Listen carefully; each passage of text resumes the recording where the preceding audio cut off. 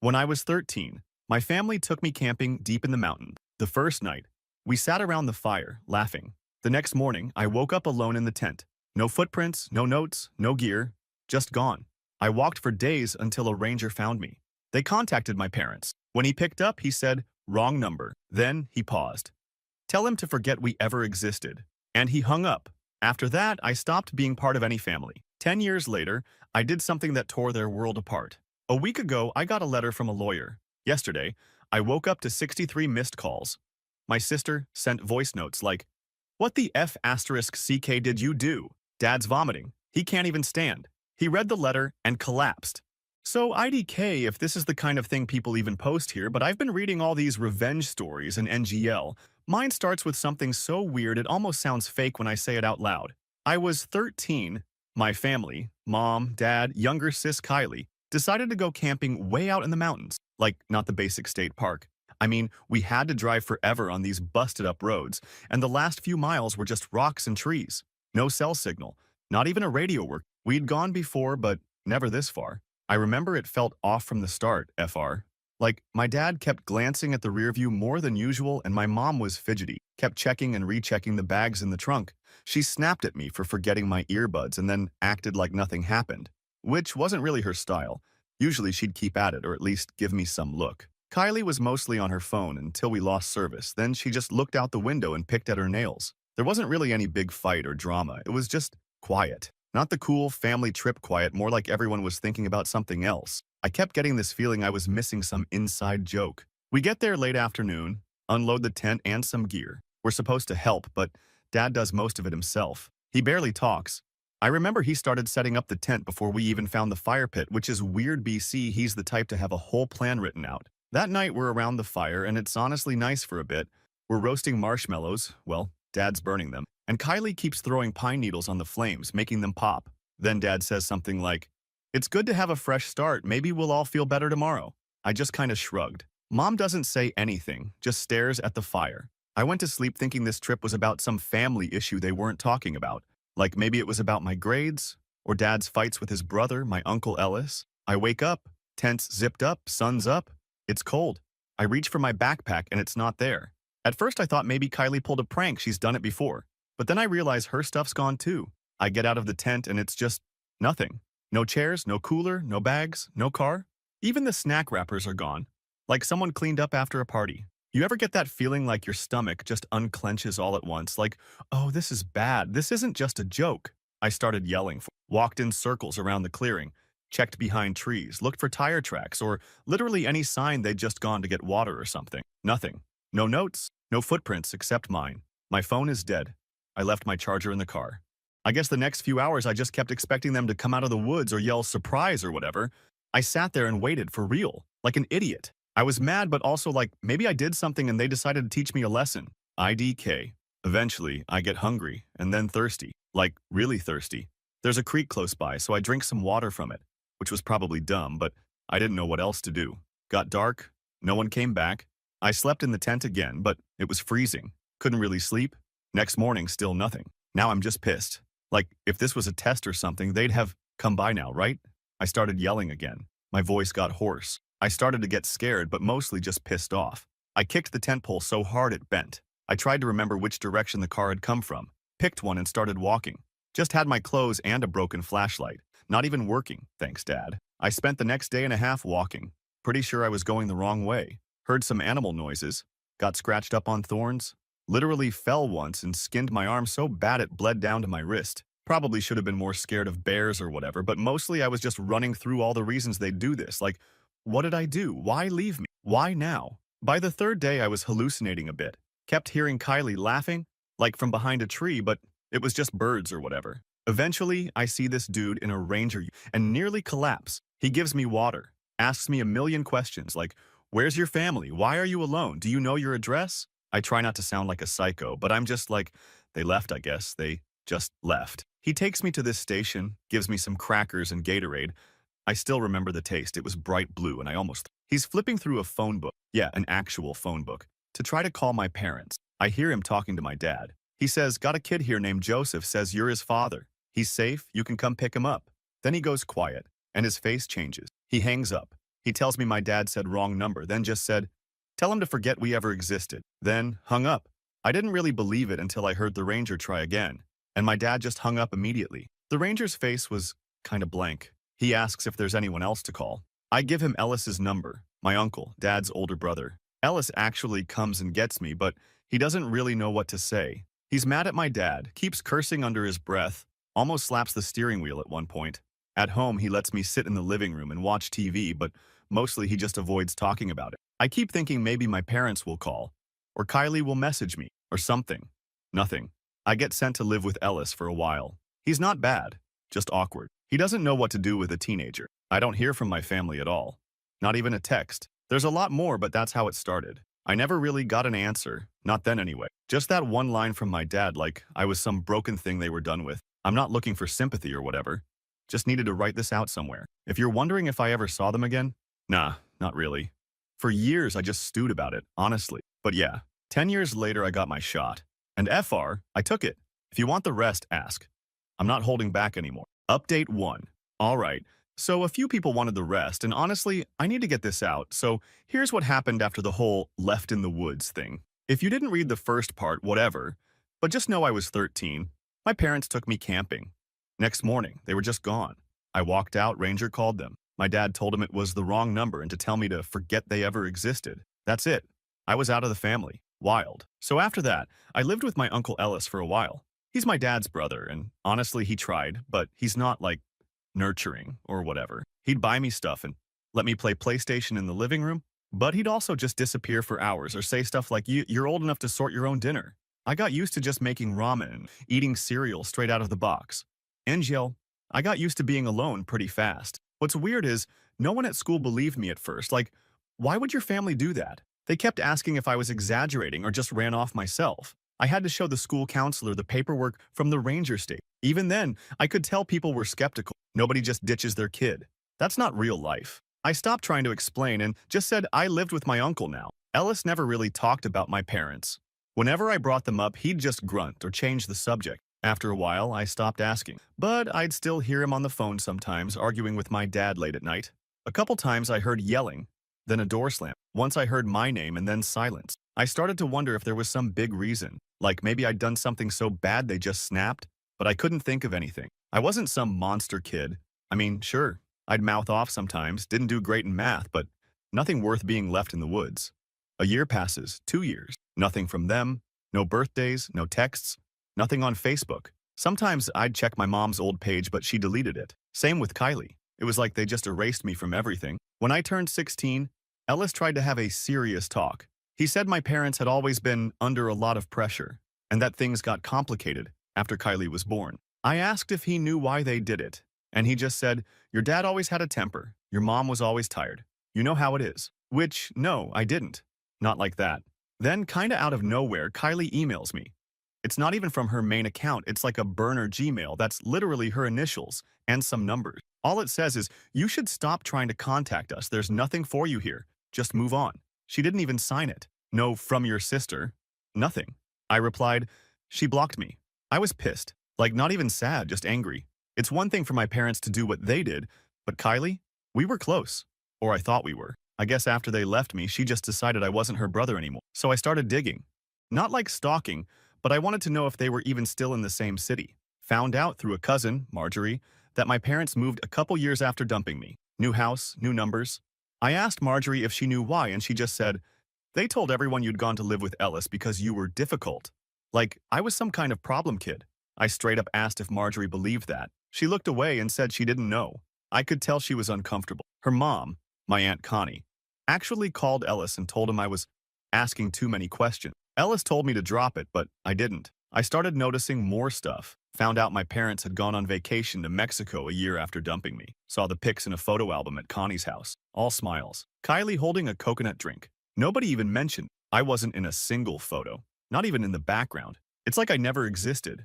I started getting angrier. Like they were just living their lives, posting on Facebook about family dinners, and grateful for my blessings. Literally acting like I never existed. I asked Ellis again if he knew why they hated me so much. He finally snapped and said, your dad always thought you were too much. He said you made life hard for everyone, that you argued too much, that you reminded him of his own father. He said, Your parents wanted a fresh start and you didn't fit. That's when it hit me. It wasn't about anything I did. It was just that I wasn't the kid they wanted. I think they thought dumping me would fix their lives. I was furious. At them, at Ellis for not telling me sooner, at myself for ever thinking it was my fault. I started to push back. Not in some movie way, but I'd call them, leave messages just to let them know I was still around. My mom blocked my number. My dad changed his voicemail so it just says, not accepting messages. Kylie blocked me on everything.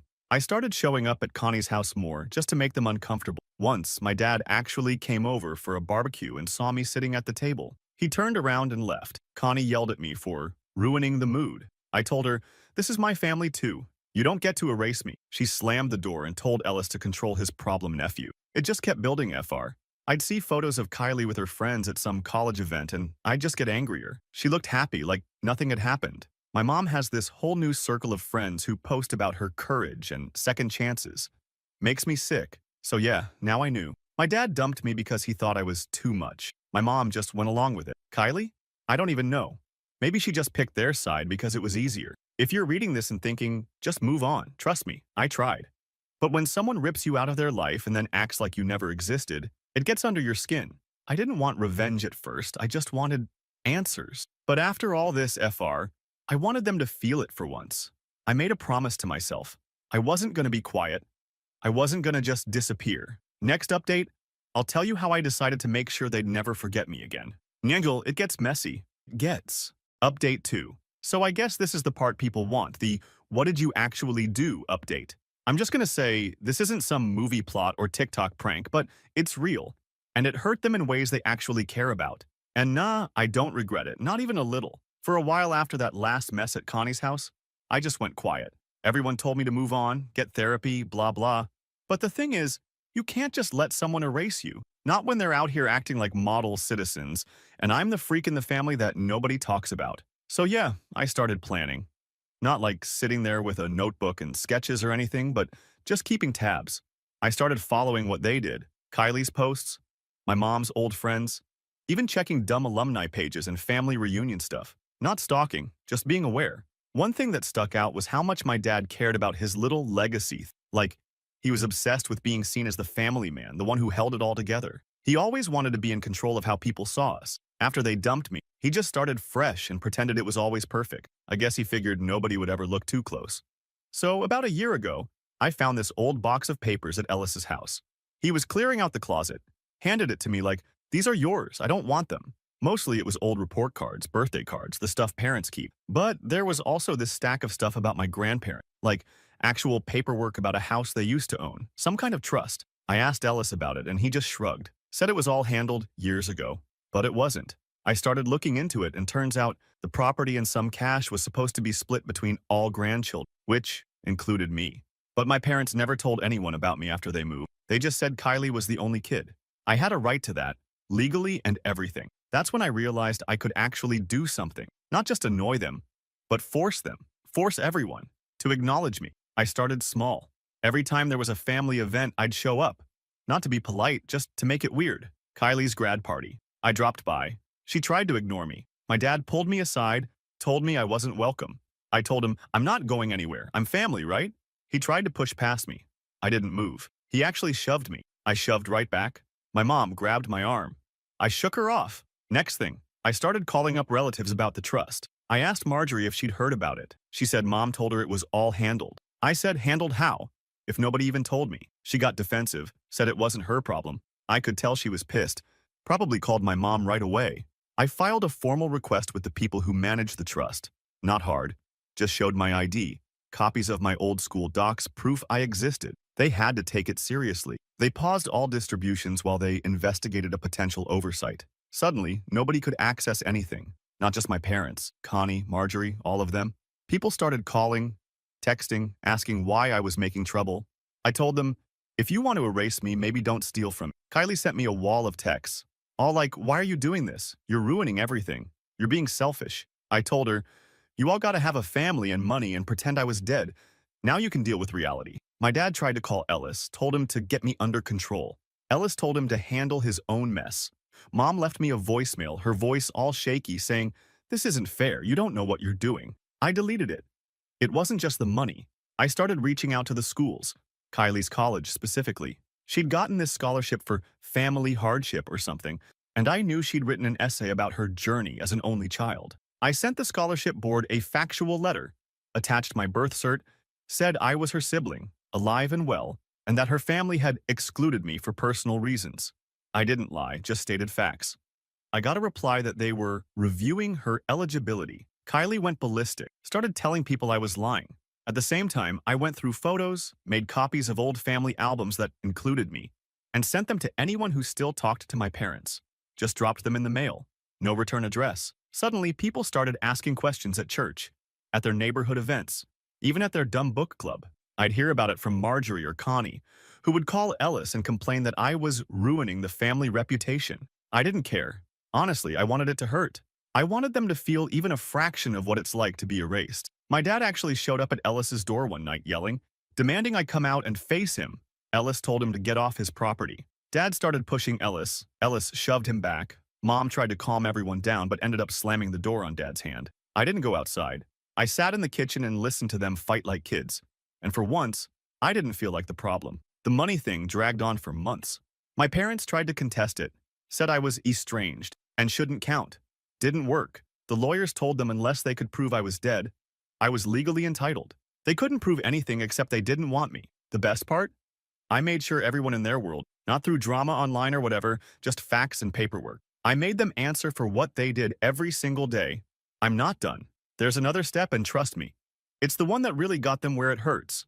That's coming up next. Final update. So here's the last piece. NGL, this is the one that hit them the hardest, and I'm not sorry about it. You can think what you want, but if you've read the rest, you know I didn't get here by accident or for nothing. This is what happens when people decide you're disposable and you decide you're not. It started with a weird envelope in the mail. Plain, no markings, not even a return address. I almost tossed it as junk, but it was heavy. Had that expensive paper feel. I thought it was some dumb credit card promo, but inside was a letter from a lawyer. Not even addressed to Mr. or anything. Just my name, right in the middle of the page. It said I had a right to claim my portion of the family trust, and that since my name was on the original documents, I could force a full review. I'd already started the process with the trust admin, but this was different. Now it was official, and they CC'd every adult in the family with their legal address.